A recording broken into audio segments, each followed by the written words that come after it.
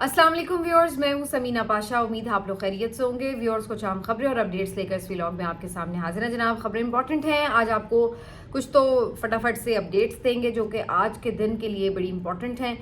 Thursday को क्या क्या अहम समातें हैं और क्या क्या अहम चीज़ें हैं जो रूनुमा हो सकती हैं। इसके अलावा जो आर्मी चीफ साहब का खिताब था ओवरसीज़ कन्वेंशन में, वो बहुत ज़्यादा शदीद तनकीद की ज़द में है और इस्टेब्लिशमेंट के ऊपर, आर्मी चीफ के ऊपर इस अंदाज़ की तनकीद सोशल मीडिया की तरफ से बहुत अनयूजुअल है। मतलब हम रजीम में देख रहे हैं, इसमें ये हो तो रहा है, लेकिन जिस लेवल की एक सिटिंग सर्विस के चीफ के ऊपर इस तरह की तनकीद हमने इससे पहले अपनी ज़िंदगी में ना देखी, ना सुनी और ना ही इसका कभी तसव्वुर किया जा सकता था। और यही वो चीज़ है जो सबसे ज़्यादा इस वक्त इस्टेब्लिशमेंट को बॉदर भी कर रही है। वो हमें नज़र आ रहा है कि वो उनको बॉदर कर रही है। इसीलिए आप देखते हैं कि DGISPR की कोई प्रेस कॉन्फ्रेंस हो, प्रेस ब्रीफिंग हो, कोई उनका पब्लिक इंटरेक्शन हो या फिर आर्मी चीफ कहीं पर कोई खिताब करें, हर दो सूरतों में बार बार इसका जिक्र ज़रूर होता है। कोई कोर कमांडर्स कॉन्फ्रेंस हो, फॉर्मेशन कमांडर्स कॉन्फ्रेंस हो, उनके एलामियों में भी बार बार इसका जिक्र आ जाता है। तो ये सोशल मीडिया जो है जिस अंदाज से इस वक्त फ्रंट फुट पर तनकीद करता नज़र आ रहा है, ये खुद इस्टेब्लिशमेंट के लिए भी काफ़ी हैरान कुन है और वो इसके ऊपर बाकायदा इजहार भी करते हैं। इसके ऊपर जो आज की उनकी तनकीद थी, क्यों तनकीद की जद में तकरीर उनकी, इसके ऊपर भी बात करेंगे। इस्लामाबाद में आज ही बड़ा अनयूजुअल तूफ़ान आया है, उसकी डिटेल्स आपके साथ शेयर करेंगे। इसके बाद इमरान खान साहब का एक ट्वीट बहुत दिनों के बाद आज उनके ट्विटर हैंडल से जारी हुआ है, जो कि काफ़ी हद तक आप कह सकते हैं कि ट्रस्ट वर्दी नज़र आ रहा है कि जो बातें उसमें की गई हैं वो बहुत हद तक आप कह सकते हैं कि ट्रस्ट वर्दी हैं, उस पर एतबार किया जा सकता है। और इसके अलावा कुछ मज़ीद चीज़ें जो हैं आपको बताएंगे कि आने वाले दिनों में किस तरफ जाती हुई नज़र आ रही हैं। तमाम तर हालात के बाद इन तमाम चीज़ों के ऊपर बात होगी। आपसे रिक्वेस्ट है कि चैनल को सब्सक्राइब कर लें अगर अभी तक सब्सक्राइब नहीं किया। तो सबसे पहले बात कर लेते हैं जी, कुछ अहम खबरों की डिटेल्स आपको दे देती हूँ। सबसे पहले एक तो जी कि अलकादर ट्रस्ट केस, जिसमें इमरान खान साहब को सज़ा हुई है 14 साल, बुशरा बीबी साहिबा को 7 साल कैद की सज़ा सुनाई गई थी और ये 3-4 महीने तकरीबन हो रहे हैं इस सज़ा को सुनाए हुए।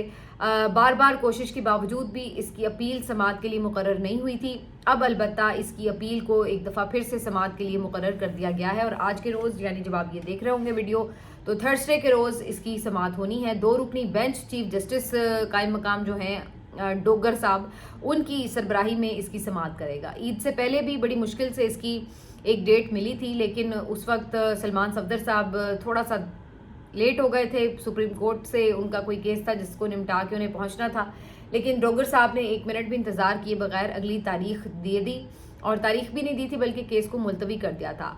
अब उसके बाद ईद भी गुजर गई, काफ़ी दिन भी हो चुके हैं, लेकिन उसके बाद भी इसको समाअत के लिए फ़िक्स नहीं किया गया था। तो अब एक दफ़ा फिर से इसकी समाअत होने जा रही है। कोशिश PTI के वकला की ये होगी कि फ़ौरी तौर पर जो सज़ा मुअत्तली है उसकी तरफ जाया जाए ताकि रिहाई का कोई बंदोबस्त किया जाए। जो चीज़ें नज़र आ रही हैं उसके मुताबिक फ़िलहाल कोई फौरी रिलीफ मुझे तो नज़र नहीं आ रहा कि सज़ा मुअत्तली की तरफ कोई बात जाएगी। वैसे भी जो बेंच बना हुआ है उसको देख के तो आप बिल्कुल भी नहीं कह सकते कि कोई इमरान खान साहब के हक़ में फ़ैसला आ सकता है। हाँ, अगर कोई आज़ाद जजेस पर मुश्तमिल बेंच होता तो फिर बेशक किसी की कोई भी ख्वाहिश होती, हम कह सकते थे कि नहीं, ये जजेस खड़े होने वाले जजेस हैं। तो ये जो 2 रुकनी बेंच है इसके ऊपर तो कोई आप एतबार नहीं कर सकते कि ये कोई रिलीफ फौरी फराहम करेगा, तो मुझे इसका इम्कान कम नज़र आ रहा है। इसके अलावा जो आज का दिन इम्पॉर्टेंट है वो मुलाकातों के हवाले से है। थर्सडे को भी आपको पता है इमरान खान साहब से मुलाकातों का दिन है और इस दिन आमतौर पर तो इनके जो फ्रेंड्स हैं या सियासी लीडर्स हैं वो मुलाकातें किया करते थे। अब तो बहुत अरसे से ये मुलाकातें बंद हो चुकी हैं, बल्कि 4-5 महीने हो चुके हैं कि सियासी लीडर्स की मुलाकातें नहीं हो रही, 1-2 के अलावा, और वो स्पेशल केसेस हैं, वो आपको भी पता है। तो इन मुलाकातों के हवाले से अभी भी कोई ख़ास उम्मीद नहीं है कि ये मुलाकातें हो पाएंगी। इनमें जो लिस्ट बना के भेजी गई है उसमें ज़रताज गुल साहिबा का भी नाम है, शिबली फराज साहब का भी नाम है, उमर अयूब का भी नाम है, कुछ और भी 2-4 नाम हैं, लेकिन साहबजादा हामिद रज़ा का भी नाम है। लेकिन इस बात का इम्कान कम है कि इनकी मुलाकातों, जो पैटर्न हमें नज़र आ रहा है, मुलाकातें रेगुलर उस तरह थर्सडे को नहीं हो पा रही, तो ये अब भी नज़र नहीं आ रहा कि हो पाएंगी।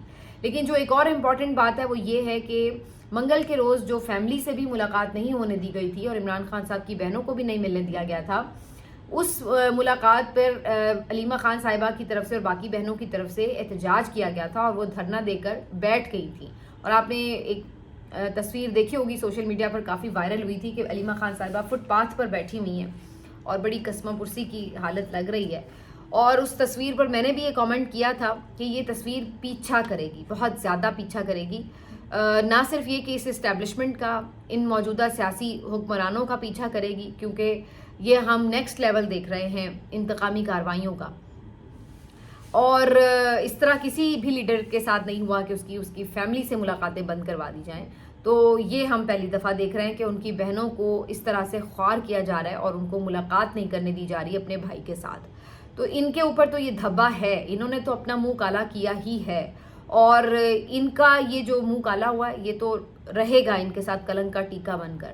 لیکن پی ٹی آئی کی قیادت پر بھی اس تصویر کے بعد کافی تنقید ہوئی، کیونکہ یہ کہا جا رہا تھا کہ آج وہ کیوں اکیلی بیٹھی ہوئی ہیں. اتنی بڑی پارٹی ہے، 90% عوام آپ کلیم کرتے ہیں ہمارے ساتھ ہے، اتنی بڑی آپ کی اسٹریٹ پاور ہے، اتنے بڑے آپ کے M N As M P S کی تعداد ہے، اور اس کے باوجود بھی عمران خان کی بہن اکیلی فٹ پاتھ پر بیٹھی ہوئی ہے اور اس کے ساتھ اظہار ہمدردی کے لیے، اظہار یکجہتی کے لیے کوئی پارٹی کا بندہ موجود نہیں ہے.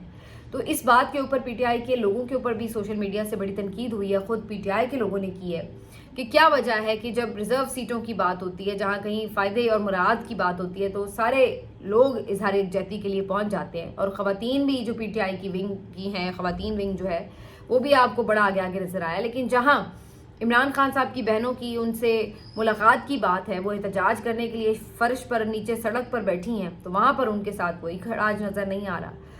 تو اس چیز کے اوپر میں نے یہ بات لکھی تھی کہ اپنے بھی اور پرائے بھی دونوں کے لیے یہ تصویر کافی ہانٹ کرے گی، ان کا پیچھا کرے گی، اس سے جلدی جان نہیں چھوٹے گی. کچھ تصویریں ہوتی ہیں جو ہسٹری میں اپنا امپیکٹ بڑی دیر تک چھوڑتی ہیں، اور یہ ان تصویروں میں سے ایک تصویر رہے گی.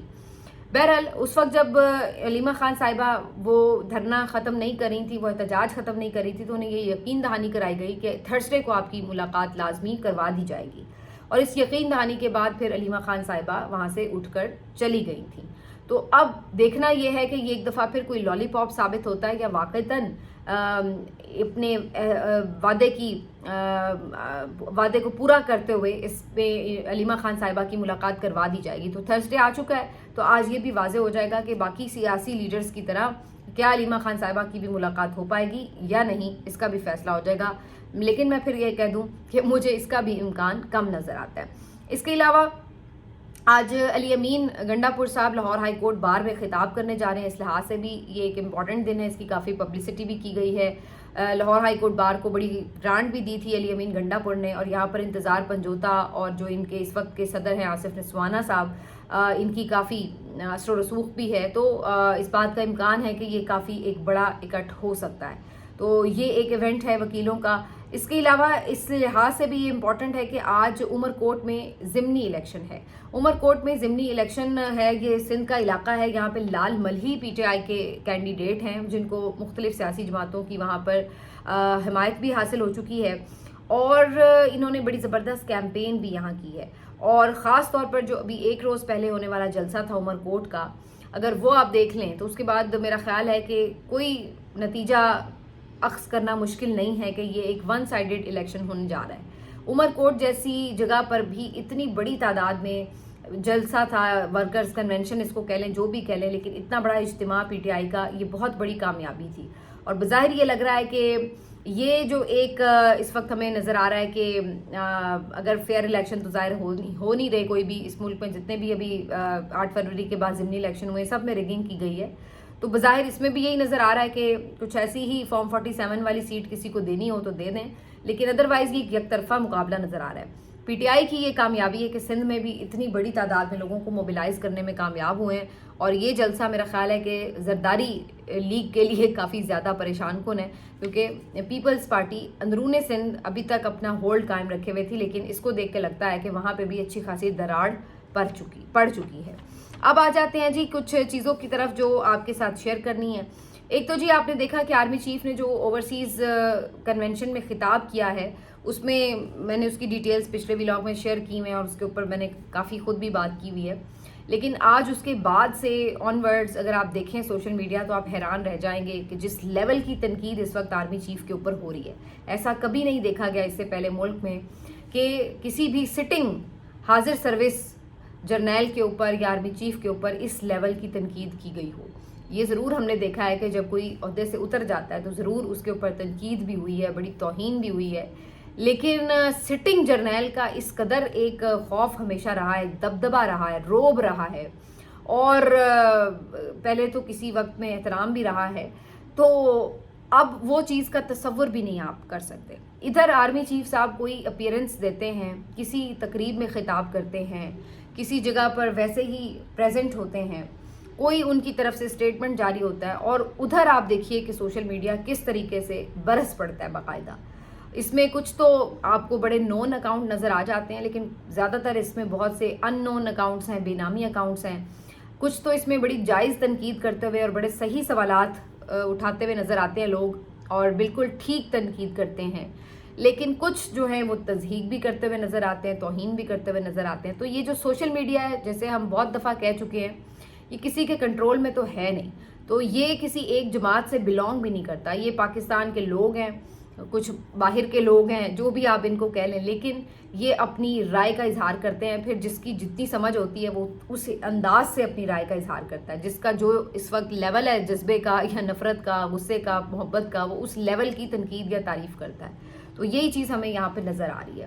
میرا خیال ہے کہ یہ کافی الارمنگ ہے کہ ادارے کے چیف کے اوپر اس انداز سے تنقید ہونا۔ میرا خیال ہے کہ یہ اس سے پہلے کبھی ہم نے اس طرح کا نہیں دیکھا منظر کے، اس بلکہ تصور بھی نہیں دیکھا، اور ہم نے تو وہ دور دیکھا ہوا ہے کہ اگر آئی ایس پی آر کی طرف سے کوئی پریس ریلیز جاری کی جاتی ہے تو ایک نقطے اور ایک کامے کو بھی آپ چھیڑے بغیر اس کو اسی طرح سے پڑھتے ہیں یا اس کو جاری کرتے ہیں، لیکن اب جس طرح پوسٹ مارٹم ہوتا ہے پورا ان کی ایک ایک تقریر کا، ایک ایک جیسچر کا، ایک ایک ایکسپریشن کا، اس سے پہلے اس طرح کا تصور بھی نہیں تھا۔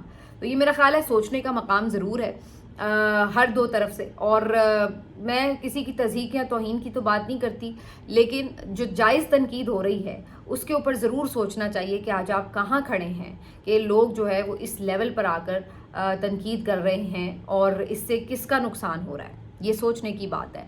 کیونکہ آپ دیکھیے کہ جب آپ کا کام نہیں ہوتا، میں بار بار یہ بات کہتی ہوں، اوورسیز کنونشن سے کوئی کام نہیں ہے آرمی چیف کا کہ وہ آ کے خطاب کریں یا وہ پاکستان کے حالات کے اوپر ان کو کوئی آ کے کسی بھی طرح کی کوئی تقریر کر رہے ہیں جیسے کوئی سیاسی لیڈر ہوتا ہے۔ تو جب آپ اپنے کام کے علاوہ کام کرتے ہیں تو پھر آپ اپنے کام کے علاوہ تنقید بھی سنتے ہیں، اور یہی اس وقت جو ہے وہ ہو رہا ہے۔ اس کے علاوہ مطلب ایک پاور جو ہے آلریڈی کھڑی ہو چکی ہے اسٹیبلشمنٹ ورسز سوشل میڈیا، اور اس بات کا ان کو پتہ ہے، اور یہی بات ہے کہ جو سب کہہ رہے ہیں نا کہ جی کیا فرق پڑتا ہے، تو فرق پڑتا ہے تو ان کی ہر کانفرنس میں، ان کی ہر پریس ریلیز میں، ان کی ہر تقریر میں سوشل میڈیا کے اوپر نشانہ باندھا جاتا ہے۔ تو اس کا مطلب ہے کہ یہ چیز بودر تو کر رہی ہے، ایسا نہیں ہے کہ فرق نہیں پڑ رہا، بودر کر رہی ہے تو ٹویٹر آج تک بین ہے، 1 سال سے زیادہ ہو چکا ہے، بودر کر رہی ہے تو فائر وال لگوائی گئی ہے، بودر کر رہی ہے تو لوگوں کے اوپر پیکا ایکٹ کے تحت مقدمات درج ہوئے ہیں، بودر کر رہی ہے تو مزید بھی آگے ہم دیکھتے ہیں کہ کچھ گمشدگیاں اور یہ سب سلسلے بھی جاری ہیں۔ تو کہیں نہ کہیں یہ سب کچھ بودر کر رہا ہے تو اس کے لیے آپ انتظام کرتے ہیں، لیکن اس کا اثر کیا ہوا ہے؟ مجھے تو نہیں لگا کہ کوئی اس سے فرق پڑا ہے۔ آج آپ ٹویٹر کھول کے دیکھ لیں، آج آپ سوشل میڈیا کے مختلف فورمز کھول کے دیکھ لیں، کیا یہ جتنے بھی آپ نے اقدامات لیے سوشل میڈیا کو روکنے کے، کیا اس سے کوئی فرق پڑا ہے؟ تنقید تو پہلے سے بھی زیادہ ہو رہی ہے، تو کیا حاصل ہوا ان چیزوں کا؟ تو اگر اب اس طرح روکنے سے فرق نہیں پڑا تو پھر دوسری طرح رکنے سے فرق شاید پڑ جائے، اس کو بھی میرا خیال ہے کنسیڈر کر لینا چاہیے آپشن کو، لیکن اس کا امکان بھی فی الحال تو مجھے تو نظر نہیں آتا۔ دوسری طرف آج عمران خان صاحب کی ایک ٹویٹ جو ہے وہ بڑے عرصے بعد آئی ہے، وہ بھی میں آپ کے ساتھ ضرور ڈسکس کرنا چاہتی ہوں، کیونکہ یہ وہ ٹویٹ ہے جس کو کافی حد تک آپ ٹرسٹ کرتے نظر آ سکتے ہیں کہ جناب یہ واقعی عمران خان صاحب نے بات کی ہے۔ عمران خان صاحب کی وکلا سے گفتگو کے بعد ان کے ٹویٹر آفیشیل ہینڈل سے یہ جو ٹویٹ ہے جاری ہوا ہے، جس کے بعد وہ کہتے ہیں کہ مذاکرات کے حوالے سے انہوں نے کسی کو کچھ نہیں کہا، کوئی ٹاسک نہیں دیا. علی امین نے اور اعظم سواتی نے اپنے طور پر یہ ضرور کہا کہ بات چیت سے مسئلے حل ہونے چاہیے. تو میں نے کہا کہ مجھے تو کوئی امید نہیں ہے اور کوئی اس کا نتیجہ نکلتا نظر نہیں آتا، لیکن آپ لوگوں نے اپنے طور پہ کوئی کوشش کرنی ہے تو کریں. لیکن یہ یاد رکھیے کہ مذاکرات یا بات چیت کسی سے بھی آپ نے کرنی ہے تو وہ ملک کے لیے ہو، وہ میرے پرسنل ذاتی ریلیف کے لیے نہ ہو. تو یہ بات انہوں نے بڑی کلیئر کٹ اپنے ٹویٹ میں بتا دی ہے. دوسرا انہوں نے کہا کہ منرلز اور مائنز ایکٹ جو ہے اس کے حوالے سے صاف طور پر انہوں نے کہا ہے کہ علی امین گنڈا پور اور کے پی قیادت اس کے حوالے سے مزید مشورہ کریں اور اس کو فوری طور پہ منظوری کا کوئی چکر نہیں ہے، اس کو روکا جائے اور اس کے اوپر کوئی فیصلہ جو ہے بغیر میری مرضی کے اور قیادت کے مشاورت کے بغیر نہیں ہوگا. تو یہ انہوں نے واضح طور پر کہہ دیا. اس کے علاوہ انہوں نے دہشت گردی اور افغان مہاجرین کی پالیسی کے حوالے سے بھی پوائنٹ اٹھایا ہے. انہوں نے کہا ہے کہ دہشت گردی سے متاثرہ صوبہ ہے، خاص طور پر صوبہ خیبر پختونخوا، ان کی جو ان پٹ ہے وہ ضروری ہے مہاجرین کے معاملے پر. اور دوسرا انہوں نے کہا کہ جو مہاجرین ہیں ان کو اس طرح سے بہت شارٹ نوٹس پہ بھیجنے کے لیے وقت دینا یہ بہت پرابلمٹک ہے. ان کو مزید وقت دینا چاہیے تاکہ وہ آرام سے اپنے ملک جا سکیں واپس، اور ان کو فیسیلیٹیٹ کرنا چاہیے اس بارے میں. اس کے علاوہ انہوں نے ایک اور جو بات کی وہ پارٹی پالیسی کے حوالے سے کی کہ عوامی فورمز پر آ کر ایک دوسرے کے خلاف اختلاف کا اظہار کرنا، ایک دوسرے کے خلاف تنقید کرنا، اس سے اگر کسی کو فائدہ ہوتا ہے تو وہ صرف آپ کے مخالفین ہیں، باقی اس سے کسی کو کوئی فائدہ نہیں ہوتا، اس سے آپ الٹا کمزور ہوتے ہیں. تو تمام لوگ اس بات کو یقینی بنائیں کہ جو پارٹی کے فورمز ہیں اس کے اوپر اپنے مسائل حل کریں، نہ کہ عوامی فورمز پر آ کر ایک دوسرے کے اوپر تنقید کی جائے. تو یہ انہوں نے بات کی. اور اس کے علاوہ انہوں نے یہ بھی کہا ہے کہ یہ سمجھتے ہیں کہ جی شاید پاکستان تحریک انصاف اب احتجاج کرنے کی اہل نہیں رہی. ایسا ہرگز نہیں ہے، یہ غلط فہمی ان کی دور ہو سکتی ہے. انہوں نے کہا کہ احتجاج کرنے کے لیے آج بھی پاکستان تحریک انصاف اپنے طور پر اکیلی بھی احتجاج کر سکتی ہے. پھر بھی ہم یہ چاہتے ہیں کہ اپوزیشن کی دیگر جماعتیں ہمارے ساتھ ملیں اور متفقہ حکمت عملی بنے.